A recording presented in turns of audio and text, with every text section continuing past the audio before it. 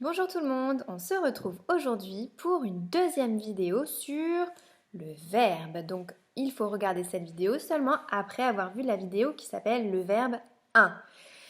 Et dans la vidéo sur le verbe 1, vous découvrez ce que c'est qu'un verbe et vous avez peut-être travaillé à la maison sur cette notion. Vous avez peut-être découvert qu'il y avait plein de verbes un petit peu partout dans vos phrases et qui indiquaient vos actions. Aujourd'hui, on va aller un petit peu plus loin. On va faire un petit peu comme si on pouvait travailler avec le matériel des boîtes de grammaire que nous avons en classe. Sauf que je ne vais vous faire que quelques exemples. La suite, vous le ferez quand vous reviendrez en classe. C'est surtout pour vous permettre de passer au niveau supérieur pour les enfants qui seraient très à l'aise avec la reconnaissance du verbe. Continuons. Sur cette grande carte, je peux lire la première phrase. Dépose une plume. Je vais chercher dans ma boîte les étiquettes pour construire cette phrase. Dépose une plume. Et si vous avez une vraie plume, vous pouvez mimer cette action. Si vous n'en avez pas, vous pouvez imaginer que vous avez une plume et faire semblant que vous la déposez. Maintenant, regardons la deuxième phrase. Déplace une plume. Est-ce que c'est la même chose? Non, l'action a changé. On parle toujours d'une plume, mais l'action a changé.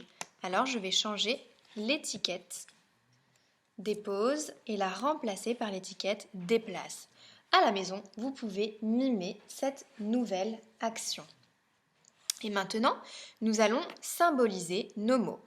Quel est le mot qui indique ce dont on parle? Oui, c'est plume. Quel est le mot qui indique s'il y a une plume, plusieurs plumes ou une plume parmi plusieurs, qui donne des limites à plume? Oui, c'est une. Et quel est le mot qui indique l'action de la phrase? Oui, c'est déplace. Vous vous rappelez, le mot qui indique ce dont on parle s'appelle un nom. Les mots qui donnent des limites au nom s'appellent des déterminants. Et les mots qui indiquent l'action d'une phrase s'appellent des verbes. Il y a encore plein d'étiquettes dans mes autres boîtes avec d'autres phrases et d'autres étiquettes que vous pourrez analyser quand vous reviendrez à l'école. Mais en attendant, je voulais vous montrer quelque chose d'autre.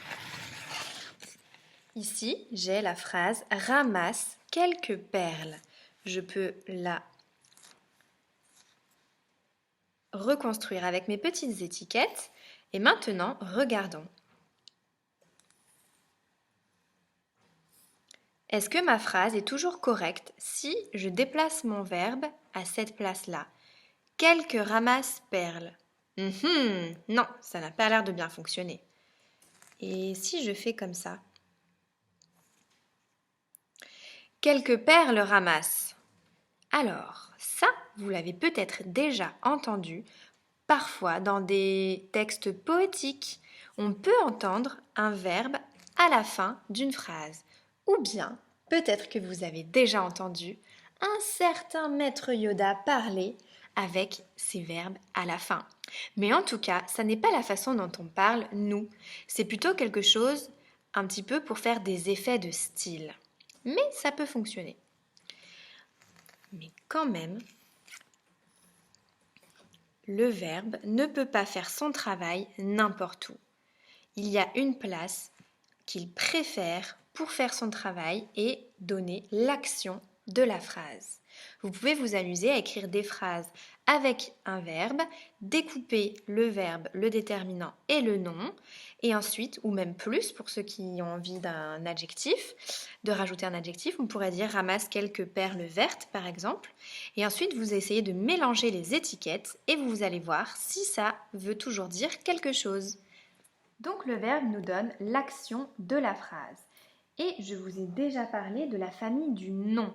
Le nom, il avait dans sa famille le déterminant qui lui donne des limites et l'adjectif qui indique de quelle sorte de nom il s'agit.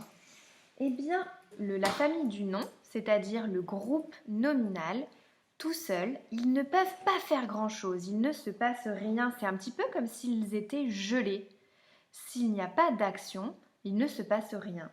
Eh bien, en fait, pour que le groupe nominal puisse faire quelque chose, il a besoin de chaleur et de l'énergie du verbe. Quand le verbe donne de l'énergie au groupe nominal, alors on peut avoir une phrase.